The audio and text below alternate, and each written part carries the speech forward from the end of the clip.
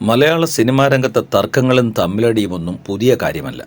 എന്നാൽ പ്രൊഡ്യൂസേഴ്സ് അസോസിയേഷനിൽ ഇത്തരത്തിലൊരു പരസ്യ യുദ്ധപ്രഖ്യാപനം ഇതാദ്യമാണ്. അതിന് ചുക്കാൻ പിടിക്കുന്നത് വനിതാ നിർമ്മാതാവ് സാന്ദ്ര തോമസും. സുരേഷ് കുമാറും ലിസ്റ്റിൻ സ്റ്റീഫനും അടങ്ങുന്ന പുരുഷ നിർമ്മാതാക്കൾക്കെതിരെ സാന്ദ്ര പോരാട്ടം തുടങ്ങിയിട്ട് നാളുകളേറെയായി. അസോസിയേഷൻ ഓഫീസിൽ സ്ത്രീകൾക്ക് വരാൻ കഴിയാത്ത അവസ്ഥയാണെന്നും അവിടെ നടക്കുന്ന കാര്യങ്ങൾ പുറത്തു പറയാൻ കഴിയില്ലെന്നും സാന്ദ്ര തുറന്നടിക്കുന്നു. ഏറ്റവും ഒടുവിൽ പ്രൊഡ്യൂസേഴ്സ് അസോസിയേഷൻ തെരഞ്ഞെടുപ്പിൽ പ്രസിഡന്റ് ട്രഷറർ സ്ഥാനത്തേക്ക് പത്രിക നൽകിയിരുന്നു. പുരുഷ മേധാവിത്വത്തെ വെല്ലുവിളിച്ചുകൊണ്ട് പർദ്ദ ഇട്ടായിരുന്നു അന്ന് പത്രിക നൽകിയത്.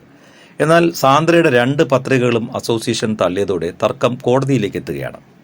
ബൈലോ പ്രകാരം 3ലേറെ സിനിമകളുടെ സെൻസർ സർട്ടിഫിക്കറ്റ് തന്റെ പേരിലാണെന്നും പ്രസിഡന്റ് ട്രഷറർ സ്ഥാനങ്ങളിലേക്ക് മത്സരിക്കാൻ താൻ പൂർണ്ണ യോഗ്യതയാണെന്നും ചൂണ്ടിക്കാട്ടിയാണ് നിയമ നടപടി.